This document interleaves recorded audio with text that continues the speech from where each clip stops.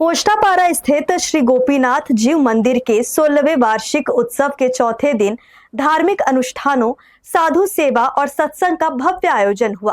पूर्णाहुति के बाद संत महात्माओं के लिए साधु भंडारा आयोजित किया गया। वहीं शाम को परम पूज्य अघोरेश्वर संत बाबा प्रियदर्शी राम जी महाराज के आगमन पर मंदिर परिसर श्रद्धालुओं से खचाखच भर गया।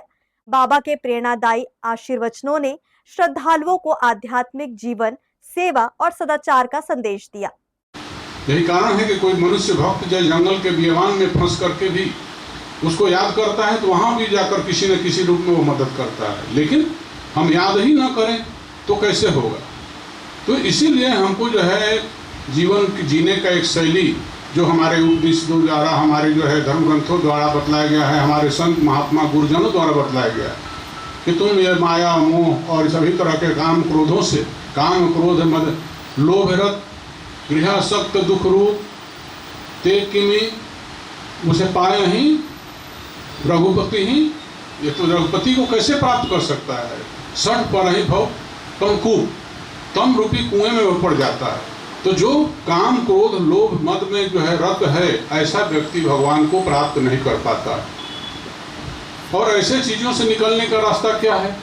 और भगवान चाहते भी नहीं है कि हमारे भक्तों में है कि इस तरह के ये चीजें आए, वह इसे बचाना चाहते हैं। इसलिए हर प्रकार से आपको सुरक्षा देने के लिए संत महात्माओं के संगति में और धर्मशास्त्रों के संगति में भेजने की कृपा करते हैं कि हम सत्संग हो रहा वहाँ पहुँच जाते हैं, किसी न किसी माध्यम से चले जाते हैं। इस तरह से मंदिरों में जो है अनेकों तरह के कार्यक्रम होते हैं। यह कार्यक्रम में संत महात्मा लोग आते हैं, अपना उपदेश देते हैं, ज्ञान देते हैं। ज्ञान उपदेश ना भी दें तो उनके सानिध्य में जाने से, बैठने से, उठने से, उनके स्पर्श, शरीर से निकलने वाली तरंगों का स्पर्श होने से भी बहुत तरह के दुखों का निदान होता है। संत जरस जिमि पातक तरई, संत दरस जिमि पातक तरई। तरई माने संत के दर्शन करने से बहुत तरह के पाप स्वतः ही तर जाते हैं। कोष्टापारा स्थित श्री गोपीनाथ जीव मंदिर में चल रहे 16वें वार्षिक उत्सव का चौथा दिन श्रद्धा, भक्ति और सेवा भावना के वातावरण में संपन्न हुआ। सुबह से ही मंदिर परिसर में धार्मिक अनुष्ठानों का क्रम जारी रहा। वैदिक मंत्रोच्चार और विधि विधान के साथ पूजा अर्चना और हवन की पूर्णाहुति की गई, जिसके बाद संत महात्माओं की सेवा के लिए साधु भंडारे का आयोजन किया गया। भंडारे में दूर दूर से पहुंचे साधु संतों का श्रद्धा पूर्वक स्वागत किया गया। मंदिर समिति के पदाधिकारियों, स्वयं सेवकों और श्रद्धालुओं ने पूरे सेवा भाव के साथ संतों को भोजन परोसा। आयोजन के दौरान सेवा में लगे श्रद्धालुओं ने इसे अपने लिए सौभाग्य का अवसर बताते हुए तन मन से व्यवस्थाओं में योगदान दिया। इसके बाद बड़ी संख्या में श्रद्धालुओं ने भी महाप्रसाद ग्रहण कर धर्म लाभ प्राप्त किया। 25 तारीख को हमारा यज्ञ प्रारंभ हुआ और 25 तारीख को रामायण के आज साधु सन्यासी महात्माओं का जो है यहाँ पर भंडारा है। ये हमारे पंडित जी कैलाश मिश्रा ये आचार्य हैं, ये प्रयागराज से आए हुए हैं, ये रामायण प्रवक्ता हैं और हम भगवान की सेवा करते हैं। आज अभी साधु सन्यासी महात्माओं का भंडारा हो रही है और शाम को 4 बजे आदरणीय अघोर पीठाधीश्वर श्री श्री प्रियदर्शी बाबा जी का आशीर्वचन है। महाराज जी का आशीर्वचन आज 16 वर्ष हो गया, अभिराम आशीर्वचन चल रहा है। आज 4 बजे आशीर्वचन होगा। अभी पंगा चल रहा है। फिर कल यहाँ भगवान नीचे उतरेंगे, कल महास्नान होगा, महाभोग लगेंगे, हंडी प्रसाद बनता है, हंडी भोग लगता है। कल शाम को यहाँ भगवान स्नान करने के बाद महाआरती होगी, महाभंडारा होगा। शाम के समय जैसे परंपरा है पूरी में देवदासी नृत्य करते हैं, वैसे यहाँ नृत्य होगा। इसके बाद महाभंडारा होगा। जय जगन्नाथ, जय जगन्नाथ, जय जगन्नाथ। शाम होते ही मंदिर परिसर में आध्यात्मिक वातावरण और भी अधिक भक्तिमय हो गया। परम पूज्य अघोरेश्वर संत बाबा प्रियदर्शी राम जी महाराज के आगमन पर श्रद्धालुओं ने उनका भव्य स्वागत किया।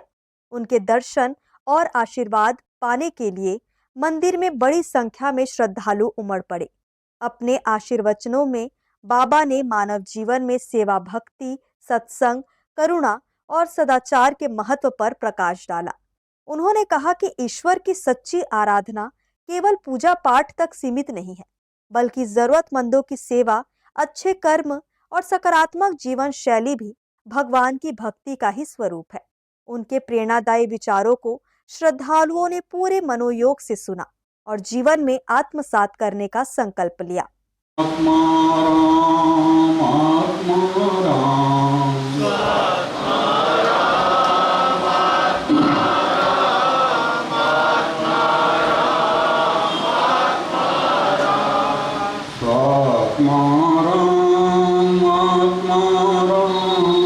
आत्मा राम आत्मा राम आत्मा राम आत्मा राम आत्मा राम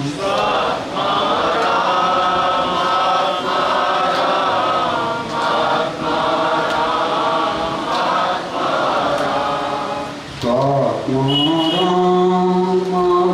राम आत्मा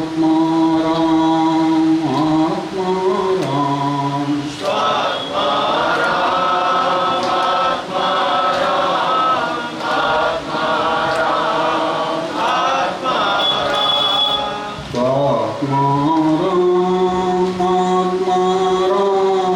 आत्मा राम आत्मा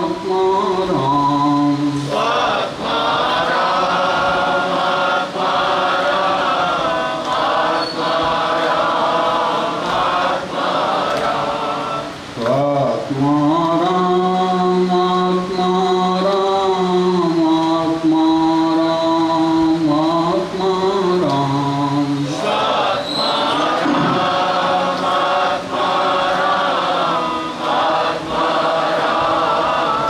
आत्मा राम पूरे दिन मंदिर परिसर भजन कीर्तन, धार्मिक आयोजनों और श्रद्धालुओं की उपस्थिति से गुलजार रहा। आयोजन समिति ने बताया कि वार्षिक उत्सव के तहत आगामी दिनों में भी विभिन्न धार्मिक और सांस्कृतिक कार्यक्रम आयोजित किए जाएंगे, जिनमें बड़ी संख्या में श्रद्धालुओं के शामिल होने की संभावना है। हर्ष न्यूज के लिए श्याम देवकर की रिपोर्ट।